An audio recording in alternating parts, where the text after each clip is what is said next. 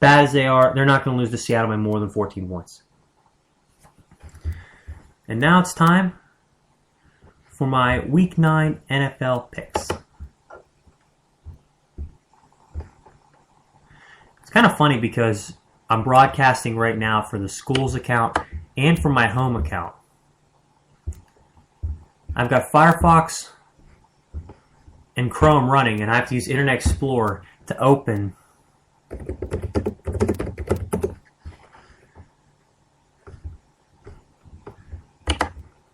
my Week 9 NFL picks, because if I don't, then the CPU usage will get too high in this computer.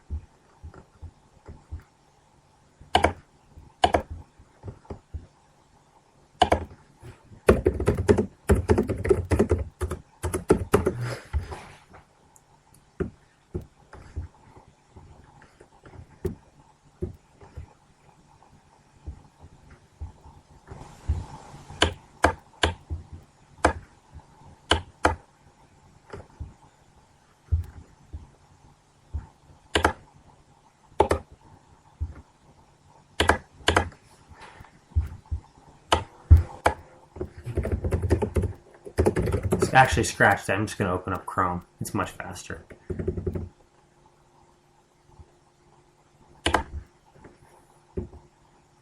For the first game, the Bengals and Dolphins, I was incorrect because I predicted the Cincinnati Bengals to defeat the Miami Dolphins. Chiefs and Bills. The Kansas City Chiefs right now undefeated, and that streak's going to continue for at least another week. I don't see Buffalo ending the winning streak, especially when they're not even sure who's going to start a quarterback. Kansas City all the way. Their defense is just amazing. Week 9, Falcons at Panthers. Give me the Panthers because they're playing very good football, won 3 in a row. Cam Newton's playing very well. Steve Smith, his receiver, said it's like he's been going from checkers to chess.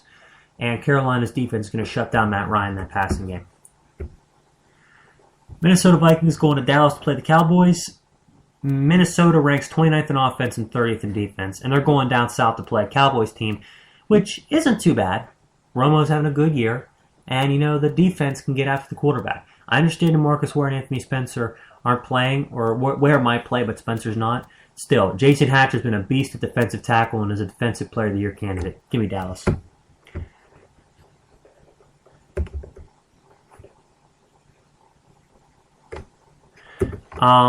An interesting side note for the next game, Saints at Jets. Rex Ryan, the coach of the Jets, is undefeated against his brother Rob Ryan, the defensive coordinator of the Saints, as both a coordinator and a head coach. He's 4-0. That streak ends this Sunday. The Saints are going to go into New York and they're going to pound the Jets.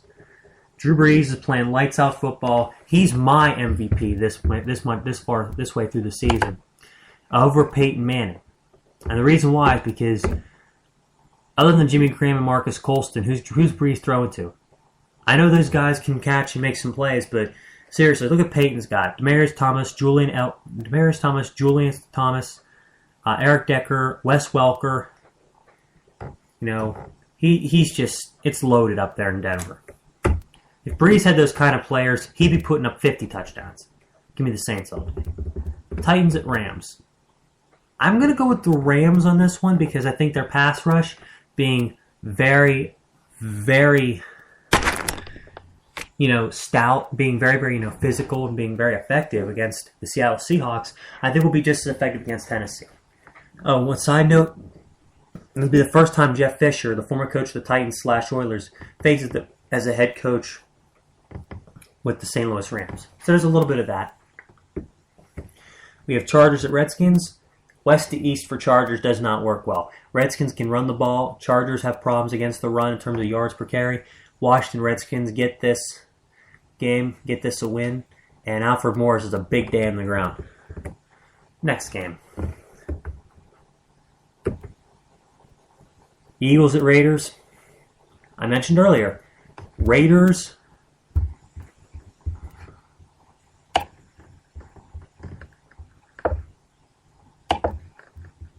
are going to run for 100 yards, the quarterback and a running back.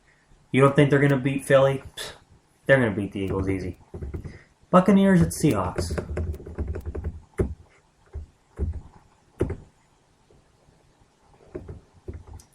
Give me Seattle. I said Seattle will win, and they'll win. They'll beat them, but they're not going to beat them like everyone's going to think. Oh, 35 points. No. 14 points or less, Seattle beats them by. Next game, Ravens at Browns. Again, I'm going to go with the Browns. I seriously think that this team is a little underrated. I don't want them to win, but I kind of have to hope for them to win because what team's more likely to win more games this year? Baltimore. So we got to root for Cleveland and Baltimore to lose. We got to root for Baltimore to lose every chance we get, and Cleveland to win once in a while. Just to spite the other AFC teams that could make it interesting for the Steelers. And I believe the Steelers will lose in New England, speaking of which. That's my next game. I think New England's just too good right now. A little bit too much. Can they win that game? Yes, it's a winnable game. Very winnable game for Pittsburgh. That being said, it's going to be a hell of a tough effort to go up into Foxborough and beat Tom Brady. Final two games, Colts at Texans and Bears at Packers, two division rivalries. Let me put it to you this way. Colts, Packers. Colts are going into Houston. I know it's a rivalry game, but Houston's been so disappointing this year. It's been ridiculous. And Indianapolis has been on the up and up. This game will be the first game that Andrew Luck does not have Reggie Wayne as a security blanket. We'll have to see how he handles that because Reggie Wayne's been the guy in Indianapolis for the last few years. And without him, it's going to be very, very tough for Andrew Luck to be making the same kind of, impact that he did because Reggie Wayne was a security blanket. That being said, no Brian Cushing for the Texans. Arian Foster's not 100%. And Case Keenum starting in only his second game. That's reason enough for me to pick Indianapolis, regardless of whether they're play at. In the final game for Week 9, Bears at Packers. The last 10 times these teams have played,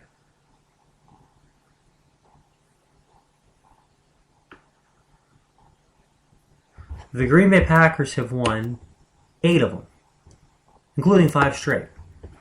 That's not going to change, especially with the Bears not having Jay Cutler. I believe in Chicago, with a healthy Jay Cutler, Chicago would beat Green Bay. Not this time. Green Bay's removing the football on the ground. That's a scary thought. So I'm going to give the benefit of the doubt to the Packers and say that they win another game. They increase their lead atop the NFC North over the Detroit Lions. And damn, they're just playing some good football right now. They're playing some damn good football, even running the football. They're 5th or 6th in the league in rushing. How does a team with so bad in rushing become so good so quickly? Simple. Eddie Lacy and weak NFL defenses they win against. They played Minnesota this year. They played a bunch of weak teams this year. So that's my picks. I hope you guys enjoyed that. That was the first half of my show. I'll be back in about 10 minutes with part number 2.